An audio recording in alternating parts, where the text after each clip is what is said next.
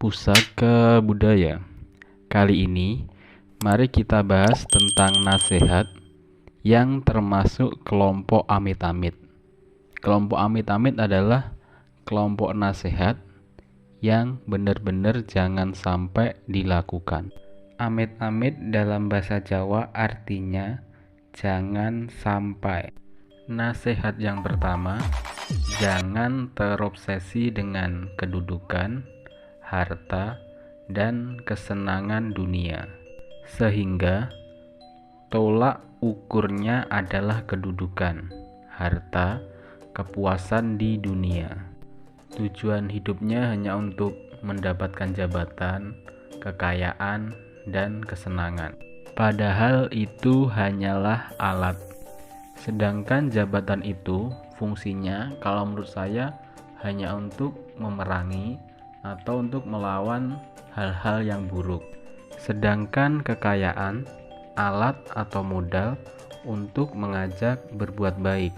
Dan kesenangan adalah alat untuk beramal dan bekerja agar bisa terasa nikmat pekerjaan yang kita lakukan. Jadi sebenarnya semuanya itu adalah alat. Namun di zaman sekarang, hal seperti itu malah dijadikan sebagai tujuan hidup. Menjadi karyawan, menjadi pengusaha, menjadi petani, menjadi pejabat, melakukan semuanya yang penting bisa menjadi kaya. Akhirnya kaya beneran, tapi tetap merasa kurang kaya dan tidak pernah merasa cukup. Fungsi amar ma'ruf nahi mungkarnya tidak jalan. Akhirnya kita tidak bisa menjaga bumi dengan mengajak ke kebaikan dan memberantas hal yang buruk karena sudah terkunci. Ini adalah nasihat yang sangat penting, tapi sudah sangat sering dilanggar dari zaman Majapahit, Demak, Pajang sampai Mataram. Sudah banyak kisahnya dari orang-orang zaman dulu. Jika naiknya dengan cara yang tidak benar, maka turun dengan cara yang sengsara, termasuk keturunannya. Maka jangan terpaku dengan kedudukan, harta, dunia, dan kesenangan. Nasihat yang kedua, jangan merasa pintar, nanti kamu tersesat. Jangan ingkar janji, nanti kamu celaka. Pintar sama kemintar itu berbeda. Kalau pintar itu mampu, bisa, berbakat, tahu, dan paham. Sedangkan kalau kemintar adalah merasa pintar. Mungkin dia memang pintar, tapi merasa paling pintar. Teman-temannya atau orang yang lain itu dianggapnya bodoh. Sudah merasa paling benar dan yang lainnya salah. Itu yang dimaksud keminter. Ini biasanya ya, kalau orang yang keminter itu kepintarannya dimiliki tidak bermanfaat buat orang lain, hanya buat bangga-banggaan, buat ditunjukin ke orang lain kalau ini loh aku ini pintar gitu, tapi tidak ada manfaatnya. Dan lebih buruk lagi kalau kepintarannya ini dijadikan hal-hal yang tidak baik buat menipu orang dan sebagainya. Ini yang dimaksud dengan keblinger atau tersesat.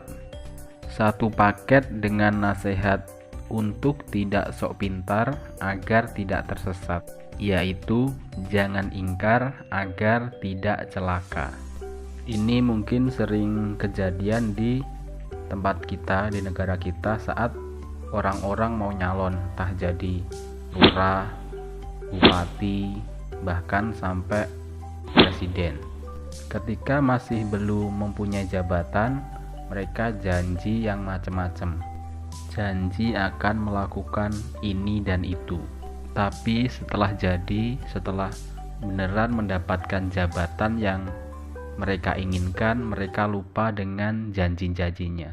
Jadi, hal seperti itu bisa menyebabkan celaka. Kalau hal yang paling sering kita temui mungkin tetangga yang hutang ya, yang pinjam duit, itu janjinya besok mau dikembaliin, tapi ternyata dikembaliannya masih lama atau bahkan tidak dikembaliin. Kalau ketemu aja pura-pura nggak kenal. Orang seperti itu bisa celaka, makanya kita harus berhati-hati. Nasihat yang ketiga, jangan mudah takjub, jangan mudah terkejut, jangan mentang-mentang. Zaman sekarang, informasi itu mengalirnya sangat deras. Jika dulu TV hanya ada TVRI, sekarang sudah banyak stasiun TV. Bukan hanya TV nasional, namun juga internasional.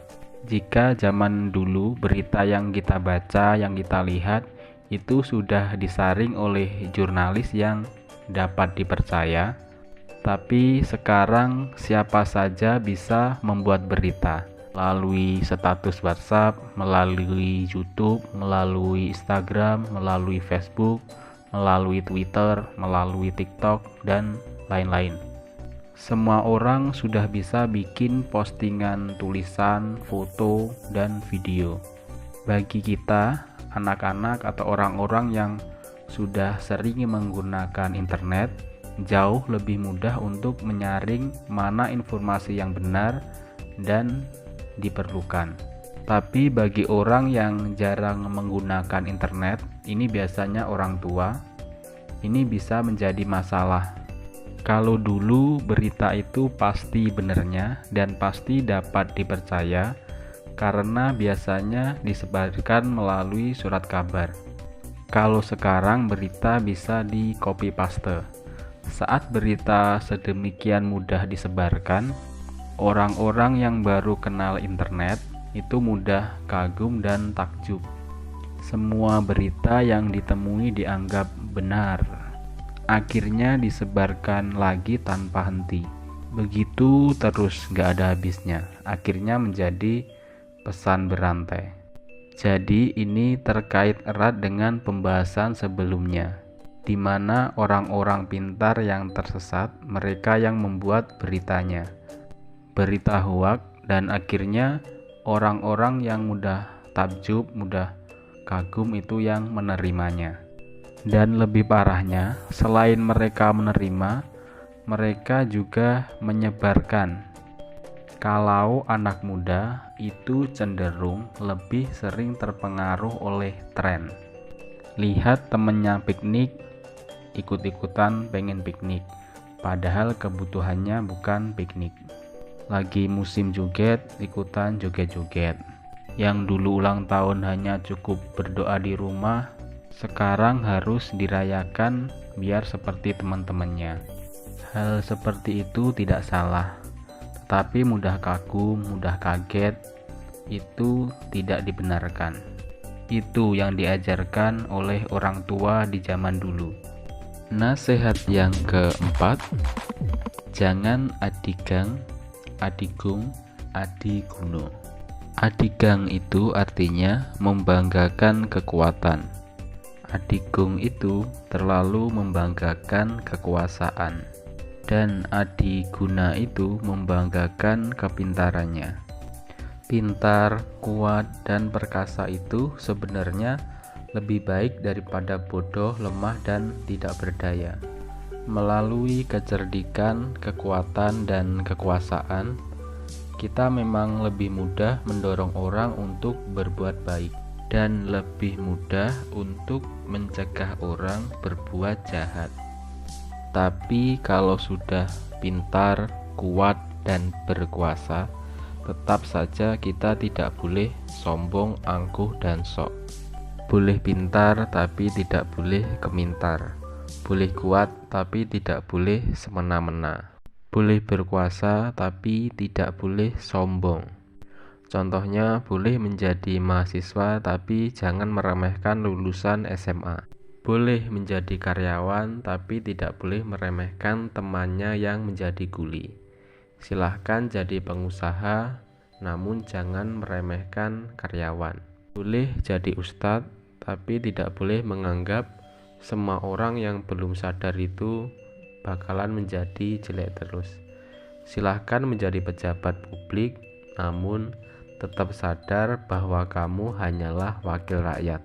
Nasihat yang kelima, datan serik lamun ketaman, datan susah lamun kelangan.